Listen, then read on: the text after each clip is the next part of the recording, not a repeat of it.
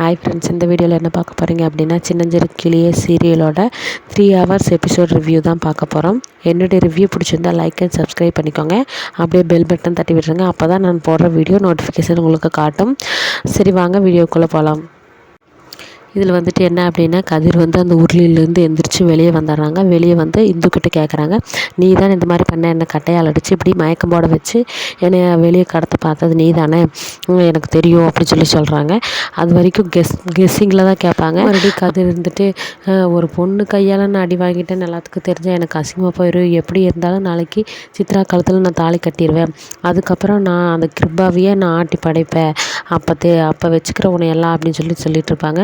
அப்புறம் இந்து இருந்துட்டு இதுக்கு கோவப்பட்டுட்டே, இப்போ நல்லா கேட்டுக்கடா, நான் தாண்டா உன்னை அடித்து மயக்கம் போட வச்சு வெளியே கடத்தலான்னு பார்த்தேன். அது நான் இருக்க மட்டும் நீ சித்ரா காலத்தில் தாலி மட்டும் கட்டவே முடியாதுடா அப்படின்னு சொல்கிறாங்க. ஓ அப்படியா, நாளைக்கு நான் சித்ரா காலத்தில் தாலி கட்ட போகிறத நின்று வேடிக்கை பாரு அப்படின்னு சொல்லி நக்கலாக சொல்லிட்டு போகிறாங்க. அதுக்கு வந்துட்டு பார்த்துக்கலாம் போடா அப்படின்னு சொல்லிட்டு போயிடுறாங்க. அதுக்கப்புறம் கதிர் இருந்துட்டு யோசிச்சுட்டு வராங்க, நம்மளையே அடித்து இந்த மாதிரி இவ பண்ணிட்டால, இவளை எப்படியாவது டார்ச்சர் பண்ணாமல் விட மாட்டேன். இவள் டார்ச்சர் நான் பண்ணுற டார்ச்சரில் இவளே ஓட போகிறா பாரு அப்படின்னு சொல்லிட்டு யோசிச்சிட்டே வர்றாங்க. அதுக்கப்புறம் அவங்க ஃப்ரெண்ட்ஸுக்கிட்டலாம் வந்து சொல்கிறாங்க, டே உங்களுக்கெல்லாம் கொஞ்சமாச்சும் அறிவு இருக்குதாட்டா அப்படின்னு சொல்லிட்டு அவங்களால வந்து அடிக்கிறாங்க. ஏன் எதுக்குடா எங்களை அடிக்கிற அப்படின்னு, ஏன்டா என்னையும் ஒருத்தி கடத்தி கொண்டு போயிட்டா, அதை கூட நீங்கள் பார்க்காம உட்காந்துட்ருக்கீங்க. உங்களுக்கு நான் வேணுங்கிறது வாங்கி கொடுத்துட்டு உட்காந்துட்ருக்கேன். என்னடா நீங்கள் இப்படி பண்ணுறீங்க அப்படின்னு சொல்லிட்டு இது பண்ணுறாங்க. அதுக்கப்புறம் அந்த பசங்க எடுத்துட்டு, சரி நீ அவளை என்ன பண்ணணும்னு சொல்லி பண்ணலாம் அப்படிங்கிறாங்க. டே வேணாம்டா, நாளைக்கு சித்ராவை கல்யாணம் வச்சுட்டு அதுக்கப்புறம் அவளை வீட்டை விட்டே துரத்தி விட்டுறலாம். எப்படி கிருபா நான் சொல்கிற பேச்சு தான் கேட்பா. அதுக்கப்புறம் அவளெல்லாம் ஏமாத்திர விட்றா, பார்த்துக்கலாம் அப்படின்னு சொல்லிட்டு அவங்ககிட்டே சொல்லிவிட்டு, ஆனால் அவளை டார்ச்சர் பண்ணணும். அவள் பண்ணுற டார்ச்சரில் அவள் அழுதுட்டு வந்து கெஞ்சணும் என் காலில் விழுந்து அப்படிங்கிற மாதிரி சொல்லிவிட்டு இது போய் கருணாட்ட கூப்பிட்டு பேசுகிறாங்க. கருணா அவங்ககிட்ட தனியாக பேசணும் வா அப்படின்னு சொல்லி கூப்பிட்றாங்க.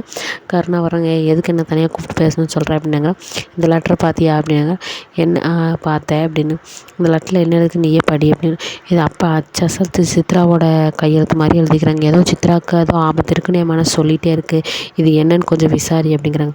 பைத்தியாரி மாதிரி பேசிகிட்டு இருக்காத, உன்னை தவிர வேறு யாரும் இந்த மாதிரி பிளான் போட மாட்டாங்க அப்படி. என்ன பேசுகிறேன், உனக்கு கொஞ்சமாச்சும் அறிவு இருக்கா, நானாக சித்ராவை கொல்லணும்னு நினைப்பேன் அப்படிங்கிறாங்க. கொல்லணும்னு நினைக்கிறேன்னு சொல்ல, கல்யாணத்தை நிறுத்துறதுக்காக நீ தானே பிளான் போடுற, அப்போ நீ தான் இந்த மாதிரி ஏதாவது பண்ணி திசை திருப்பறதுக்கு பார்க்குறீங்களே, போய் வேலையை பாரு அப்படின்னு சொல்லிட்டு போயிடுறாங்க. இவங்ககிட்ட போய் சொன்ன பாரு, உன்னைய நான் எவ்வளோ சீரியஸாக சொல்லிகிட்ருக்கேன், நீ இப்படி பண்ணிட்டுருக்க அப்படின்னு சொல்லிட்டு சீ அப்படின்னு சொல்லிட்டு போயிடுறாங்க. அதுக்கப்புறம் கொஞ்சம் நேரம் கழிச்சு கதிர் வராங்க. கதிர் வந்து ரெடியாகி அந்த இந்துவை கூப்பிட்றாங்க. எங்கே அந்த இந்து அப்படின்னு சொல்லிட்டு தேடுறாங்க. அங்கே நின்றுட்டுருக்காங்க.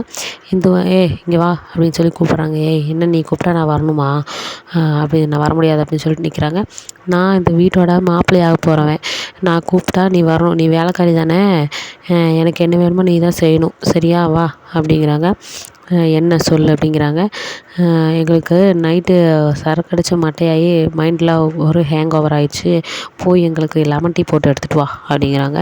லெமன் டீயா, நானா உங்களுக்கா அப்படி, ஆமாம் எங்களுக்கு தான், நீ தானே வேலைக்காரி, நீ தான் எடுத்துகிட்டு வரணும் போ, அதுவும் உன் கையாலே போட்டு கொண்டு வரணும் போ அப்படிங்கிறாங்க. அவங்க முறைச்சி பார்த்துட்டு சரி அப்படின்னு சொல்லிட்டு வந்து லெமன் டீ போடுறதுக்காக அந்த சமையல் கட்டுக்கு வராங்க. மண்டபத்தில் இருக்கிற சமையல் கட்டுக்கு அங்கே வந்துட்டு எது எங்கெங்கே இருக்குதுன்னே தெரியாமல் சமையல்காரங்களெல்லாம் கேட்டு வந்து பண்ணுறாங்க. இதெல்லாம் கருணா பார்த்துட்ருக்காங்க. இங்கேன்னு நீ பண்ணிகிட்ருக்க அப்படிங்க, பார்த்தா தெரியலையா அவங்க வீட்டு மேப்பிளைக்கு லெமன் டீ வேணுமாம்மா, நான் போட்டு திடீர்னு அவங்களுக்கு லெமன் டீ அப்படிங்கிறாங்க. அவங்க சரக்கு அடித்து மட்டை ஆகிட்டாங்களாம்மா, அதனால் மைண்டெல்லாம் ஒரு ஹேங் ஓவர் ஆகிடுச்சாம்மா, அதை வந்து சரிப்படுத்துறதுக்கு லெமன் டீ வேணுமாம்மா, நான் தான் அந்த வீட்டு வேலைக்காரி, நான் தான் எது என் கையால் போட்டு கொடுக்கணும்னு சொல்லியிருக்காங்க, அதான் நான் போட்டு கொடுக்குறேன், வேலையை பார்த்துட்டு போ அப்படிங்கிறாங்க. அப்புறம் சரி ரொம்ப பேசாத, அவன் நல்லா பேசிகிட்டு இருக்காத, அவங்க நாளைக்கு சித்ரா காலத்தில் தாலி கட்ட போகிற மாப்பிள்ளை அவங்க, அதனால் அவன் நல்லா பேசக்கூடாது அப்படின்னு சொல்கிறாங்க. எதுவுமே பேசாமல் அவங்க பாட்டுக்கு டீ போட்டுட்ருக்காங்க. டீ போட்டு எடுத்துகிட்டு போய் அவங்கக்கிட்ட கொடுக்குறாங்க. கதிர் ஃப்ரெண்ட்ஸுக்கிட்டலாம் கொடுக்குறாங்க. வெய்ய நானே ரெடி ஆகிட்ருக்கேன்ல, எல்லாத்துக்கும் கொடு, அதுக்கப்புறம் வாங்குகிறேன் அப்படிங்கிறாங்க. அப்புறம் எல்லாத்துக்கும் எடுத்து போய் கொடுக்குறாங்க. கொடுத்துட்டு ஒவ்வொருத்தராக இருந்துட்டு ஒவ்வொரு விஷயம், என்ன இது ஒரே லெமன் டீயா, அது ஒரே புளிப்படிக்குது, என்னது லெமன் டீ போட்டிருக்கேன், போய் மாற்றிட்டு வேறு எடுத்துகிட்டு வா, வேறு டீ போட்டு எடுத்து வா அப்படி. வேறு டீ எல்லாம் போட்டு தர முடியாது, இதில் வேணால் ஏதாவது ஆல்ட்ரேஷன் பண்ணி வேணால் கொடுப்பேன். ஆல்ட்ரேஷன் பண்ணுறியா, ஒரு நிமிஷம் அந்த அந்த டீயெல்லாம் கொண்டா அப்படின்னு சொல்லிட்டு எல்லாத்தையும் எடுத்து போய் பாத்ரூமில் ஊற்றிட்டு, இப்போ ஒரு டீயும் இல்லைல்ல, இதெல்லாம் ஆல்ட்ரேஷன் பண்ண முடியாது, போய் புதுசாக டீ வச்சு கொண்டு வா போ அப்படின்னு சொல்கிறாங்க.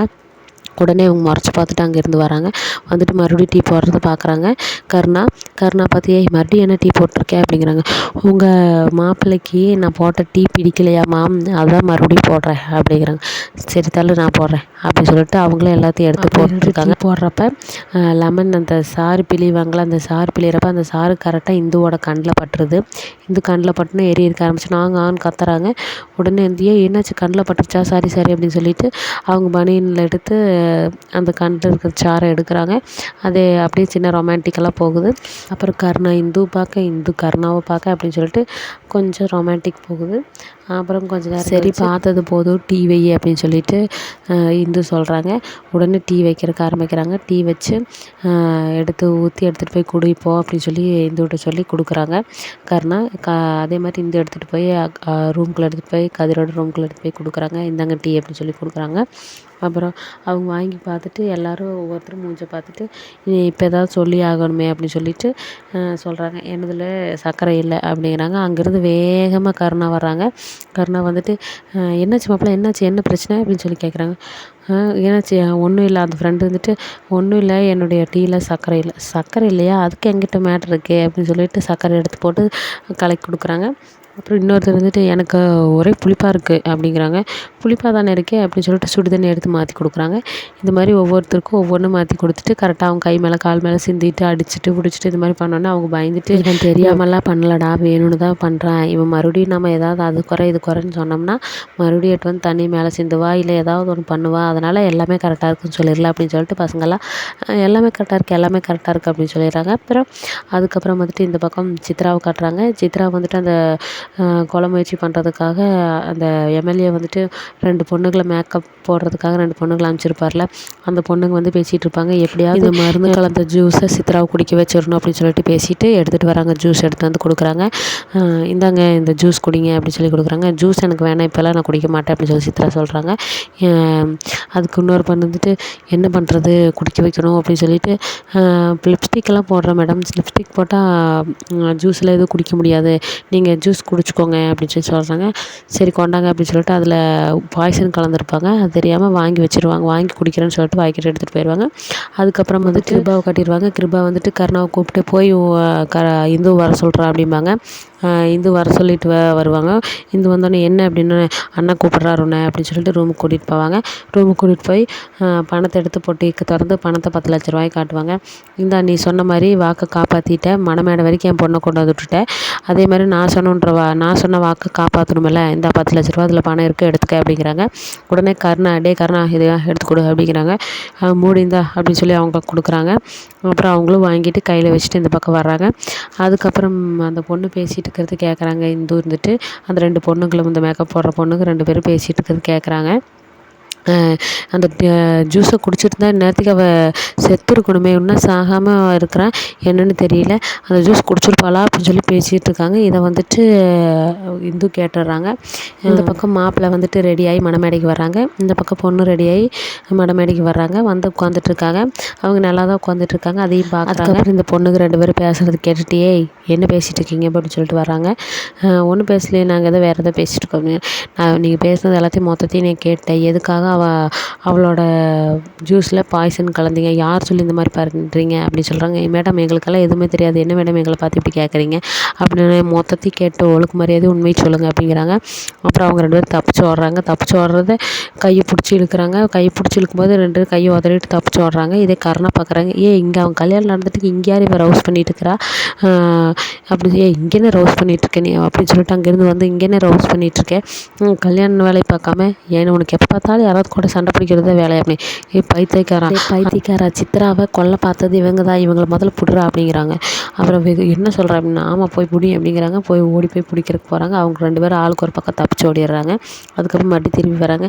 இது நீ ஃபஸ்ட்டே சொல்ல வேண்டியது, என்ன சொல்கிறது எங்கே நீ கேட்ட, என்னை வந்து நீ கேட்டிருக்க அப்படிங்கிறாங்க. சரி இப்போ என்ன பண்ணுறது அப்படின்ட்டு உடனே சித்ராட்ட ஓடுறாங்க. இந்து மணமேடையில் போய் இந்து நீ அந்த பொண்ணுங்க 2 பேரும் கொடுத்த ஜூஸை குடிச்சிட்டியா அப்படின்னு சொல்லி கேட்குறாங்க.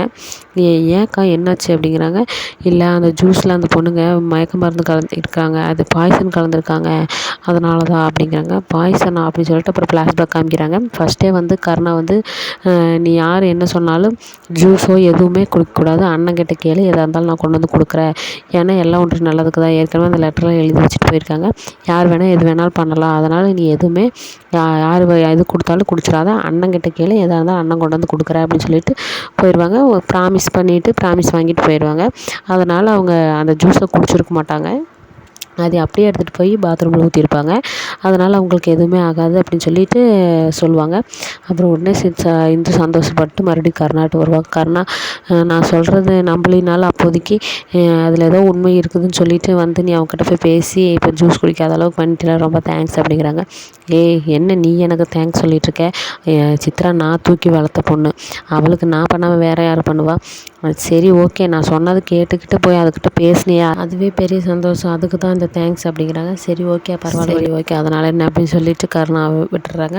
அப்புறம் இந்த பக்கம் வந்துட்டு அவங்க சின்ன அண்ணி என்ன இந்து பணம் வாங்கிட்டியாட்டிருக்கு அப்படிங்கிறாங்க. ஆமாம், இவங்ககிட்டேருந்து நீ பணம் வாங்குறதே ஒரு அதிசயம்தான், அவ்வளோ சீக்கிரத்தில் இவங்ககிட்டேருந்து பணமே வாங்க முடியாது, நீ வாங்கியிருக்கேன்னா பரவாயில்ல தான், சரி பணம் வாங்கிட்டு எப்படி சித்ராவோட கல்யாணத்தை நிறுத்த போகிற அப்படிங்கிறாங்க. அதுதான் எனக்கு என்னன்னு தெரியல, எப்படி நிறுத்துறதுன்னு தெரியல, நம்ம தகவல் கொடுத்தவங்களும் இன்னும் வரல, உஷாராணி மேடமும் எதுவுமே சொல்லலை, என்ன தான் பண்ணுறதுன்னு எனக்கு தெரில அப்படின்னு சொல்லி யோசிச்சுட்டு இருக்கிறாங்க. அப்போ வந்து பார்த்து திடீர்னு உஷாராணி மேடம் வர்றாங்க, கார்லேருந்து வராங்க. இவங்களுக்கு ஒரே சந்தோஷமாயிருது, வந்து கல்யாணம் நிறுத்தறதுக்கு தான் வர்றாங்க அப்படின்னு பார்த்தா கரெக்டாக வந்து சேரில் உட்காந்துக்கிறாங்க. சேரில் உட்காந்துட்டு கல்யாணம் அதாவது தாலி கட்ட மட்டும் வெயிட் பண்ணிகிட்ருப்பாங்க. தாலி கட்டுறப்ப கூப்பிடுவாங்க கிருபா, மேடம் வாங்க நீங்கள் தான் வந்து தாலி எடுத்து கொடுக்கணும் அப்படிங்கிறாங்க. அவங்களும் தாலி எடுத்து கொடுக்குறாங்க. தாலி எடுத்து கொடுக்குறப்ப கொஞ்ச நேரம் ஸ்டாப் ஆகிட்டு சித்ரா மைனர் தானான்னு தெரிஞ்சுக்கணும் அப்படின்னு சொல்லி சொல்கிறாங்க. என்ன மேடம் அப்படிங்கிறாங்க கிருபா. சித்ரா மைனர் தானான்னு தெரிஞ்சுக்கணும் அப்படின்னு சொல்லி சொல்கிறாங்க. மைனரா? இல்லை மேடம், நீங்கள் ஏற்கனவே கேட்டு தானே போனீங்க, விசாரிச்சு தானே போனீங்க அப்படிங்கிறாங்க. நீங்கள் பேசாதீங்க கிருபா, நான் உங்கள் பொண்ணுக்கிட்ட தான் பேசணும்னு நினைக்கிறேன் அப்படிங்கிறாங்க. உடனே சித்ராவுக்கு பயமாயிருது, முழிச்சிட்டே இருக்கிறாங்க. அப்புறம் கிருபா வந்துட்டு சொல்லு அப்படின்னு சொல்லி சைகையிலே காட்டுறாங்க. அப்புறம் சித்ரா அவங்களவே பார்க்குறாங்க. ஏம்மா உனக்கு விருப்பம் இல்லாமல் அந்த கல்யாணம் நடக்குதா அப்படின்னு சொல்லி கேட்குறாங்க. அப்புறம் அதுக்கு எதுவுமே சொல்லாமல் அமைதியாக இருக்காங்க. சொல்லுமா, நான் ஏற்கனவே உங்கள்கிட்ட விசாரிச்சேன், அப்பயே உண்மையை சொல்லியிருக்க வேண்டியதானே, ஏன் இந்த மாதிரி பண்ணேன் அப்படின்னு சொல்லி கேட்குறாங்க. உடனே என்ன பண்ணுறதுன்னு தெரியாமல் அப்படியே முழிச்சிட்டே இருக்காங்க. எனக்கு எல்லா இதுவுமே வந்துடுச்சு, எல்லா டீட்டெயில்ஸும் தெரிஞ்சுக்கிட்டேன், எல்லா டாக்குமெண்ட்ஸும் நான் வெரிஃபை பண்ணிட்டு தான் வந்திருக்கேன், நீ வந்துட்டு உனக்கு வயசு கம்மி, அது இல்லாமல் உனக்கு விருப்பம் இல்லாத இந்த கல்யாணம் நடக்குதுன்னு எனக்கு எல்லா டீட்டெயில்ஸும் வந்துடுச்சு, ஒழுக்கமாக சொல்லு உண்மையை அப்படிங்கிறாங்க. அப்புறம் எதுவுமே சொல்லாமல் நீ அமைதியாகவே இருக்கிறப்ப எனக்கு தெரியும் அப்படின்னு சொல்லிட்டு அந்த டாக்குமெண்ட்ஸ் எல்லாம் எடுத்து எல்லாத்தையும் காமிக்கிறாங்க மணமேடையில். அப்புறம் எல்லாத்துக்கும் ஷாக் ஆயிடுது. அதுக்கப்புறம் வந்துட்டு இருந்துட்டு என்ன மேடம் நீங்கள் கல்யாணம் ஆகிற டைமில் இந்த மாதிரி பேசிகிட்டு இருக்கீங்க, நீங்கள் கேஸ் எல்லாம் இருந்தால் அப்புறம் பார்த்துக்கலாம், நீங்கள் கேஸ் வேணால் ஃபைல் பண்ணுங்கள், நான் அதுக்கப்புறம் அது எப்படி நான் வெளியே வருமோ வந்துக்கிறேன், முதல்ல நான் சித்ரா கழுத்தில் தாலி கட்டுவேன் அப்படின்னு சொல்கிறாங்க. எந்திரிச்சு முதல்ல தாலி கொடுங்க மேடம் அப்படிங்கிற தாலி அவங்ககிட்ட இருந்து பிடுங்குறாங்க.